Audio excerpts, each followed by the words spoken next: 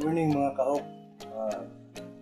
For today's video, mag-unboxing tayo ng fishing rod na na-order ko sa Shopee. Budget meal lang to mga kaok. At saka na-order din ako ng 2000 series na reel. Ipinartner natin sa fishing rod natin. At saka yung kulay na napili natin is color red. No? I-unboxing natin ngayon. Actually, na-unboxing ko na kagabi.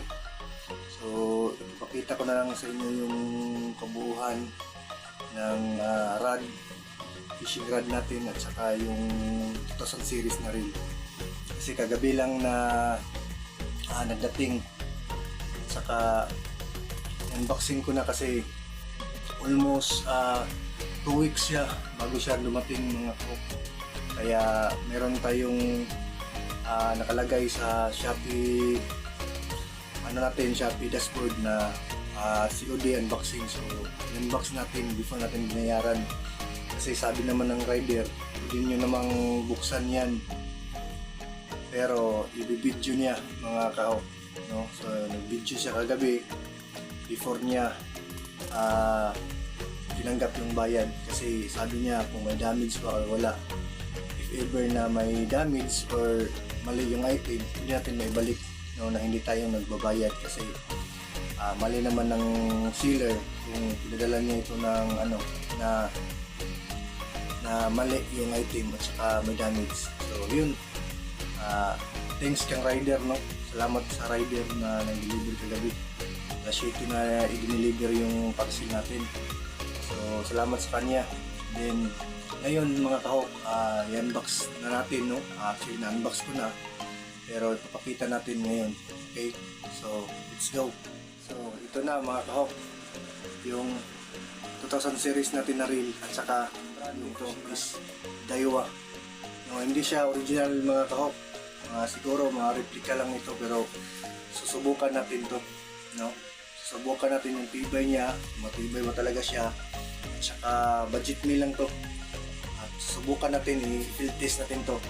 So, ngayon, subukan din natin itong 2000 series na ang brand niya is Yokyo. So subukan natin to, no? Sabi ang review ng iba is magkabulbuhol daw yung line natin, pero susubukan pa rin natin. Budget meal lang kasi mga kahok, wala tayong budget na malaki.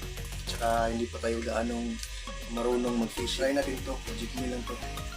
Mga nasa 375 lang to. At saka may butcher ako.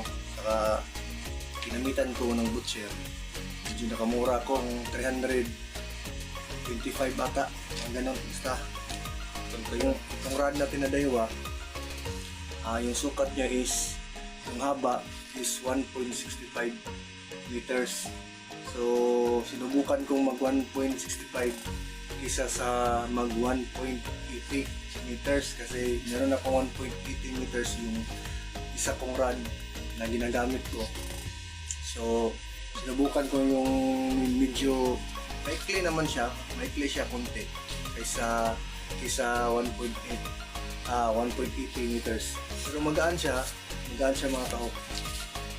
So, buksan natin.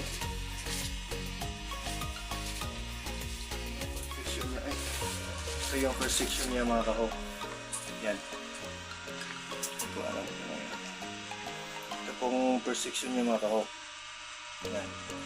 Medyo manipis siya. Pero subukan pa rin natin ito. Matibay ba? Fiber carbon daw siya. Ano ba yan? Carbon. Yung ring guide niya, 1, 2, 3, 4, 5. Ito siya. Medium light pala yung kinuha natin mga kahok. Tsaka ito yung kadugtong mga kahok. May bat. Yan. Yan po yung bat handle niya. Saka ito yung hawakan. Saka ito yung rail seat niya mga tawag nito. Rail seat ba tawag nito? Rail seat pang tawag nito mga kahok. Yan po. Akala ko malaki to. Pero maliit pala. Napaka-handy niya mga kahok. Ganda niya kahok.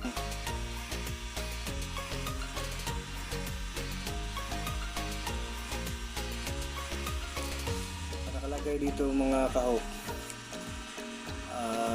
Baliktad. Is 1.65 meters. Tsaka kung nakikita nyo yung lure weight niya is nasa 8 to 40 grams mga kahok. Hindi yata kita. Tsaka wala nakalagay na line. Nakalagay lang dito is be casting to section. Tsaka yung lure weight niya 8 to 40 grams. Medium light yung mga kahok. Ano nyo, yung design niya. Daiwa po to, brand na to. Tsaka may lalagyan ng hook po. Para safety yung hook natin. O nilagay natin dito. Ito po yung rod natin. So, para sa akin, okay naman to. Kasi nag-uumpisa pa lang tayo. Tsaka wala pa tayong budget na kalakihang budget. So, tsaka ito yung ano, yung kadugtong niya. Yan.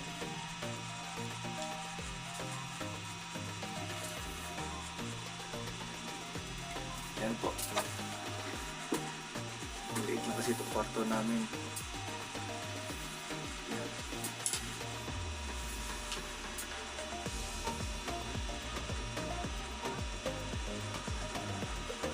1.65 meters po.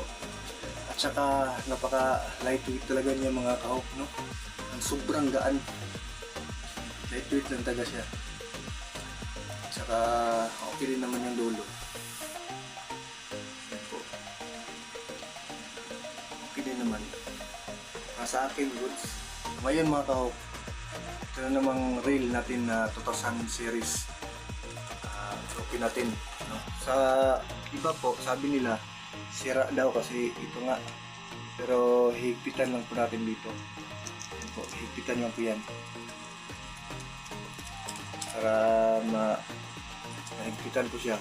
Tsaka ito na po, napaka smooth niya po mga kahok. Napaka smooth niya po mga kahok. 2000 series po yung ano, yung ano niya, yung rail niya. Tsaka tingnan nyo yung drag adjuster niya.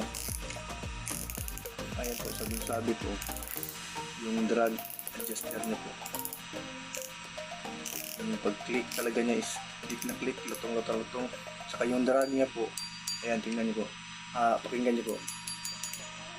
Yan, ipita na rin. Kasi metal na po siya eh. Metal na po siya mga kahok. Ayan siya mga kahok, metal po siya. Meron siyang ano dito. Hindi siya mapukos mga kahok. 2000 series, no? May nakalagay dyan FS 2000. So 2000 series. Ang gear ratio niya is 5.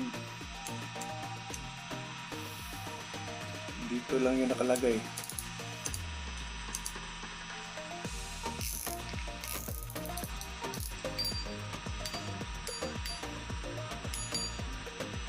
So nakalagay sa yung nakalagay sa gear ratio niya is hindi makita. Parang ano eh. Ito po. Kita ba? Nakalagay po sa gear ratio niya is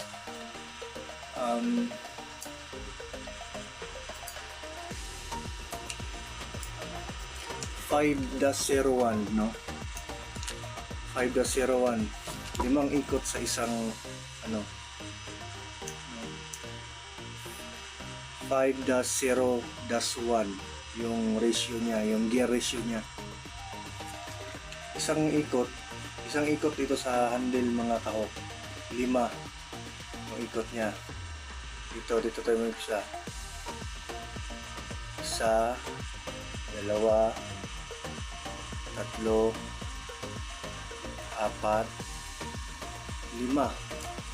So 5:1 siya mga kahok. Maganda, smooth siya, oh. Smooth siya. Bukan naman po natin ngayon kabit sa ating fishing rod. So ito na. Napakaangas mga kahok. Kahit budget meal lang mga kahok. Talagang budget meal lang naman. Yan po. Kahit siguro wala tayong huli, happy pa rin tayo kasi maganda yung run natin eh. No? Yan o. Nakaka-excite mga kahok na mag-fishing. Nakaka-excite mag-fishing mga kahok. Ito po yung kabuuan po, combination niya. No? Maganda mga kahok. Mura lang. Yan po.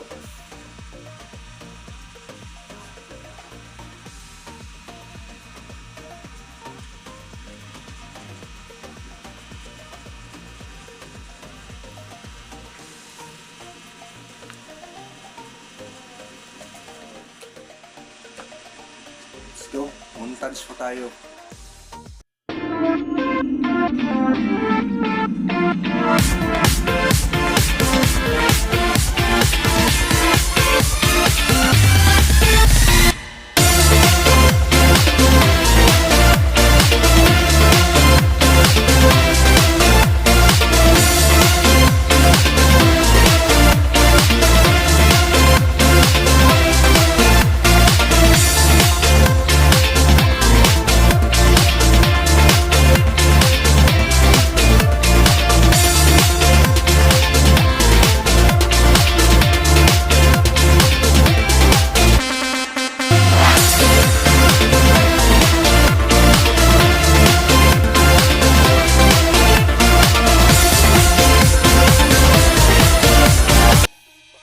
Maraming salamat po sa panonood mo sa video natin, sa pag-review natin sa ating nakuha na fishing rod at saka reel natin, no? Salamat sa Panginoon kasi may bago tayong fishing gear.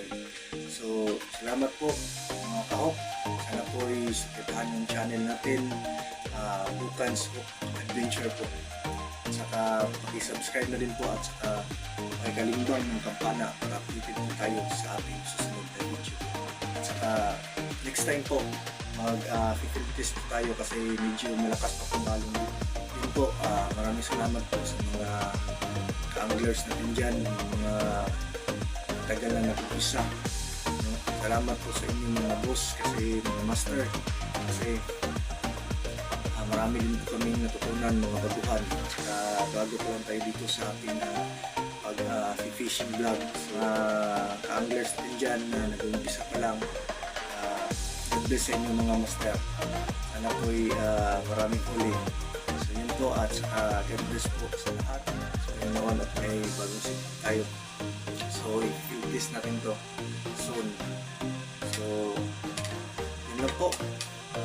Maraming salamat mga kahok. See you in the next adventure. Fish on!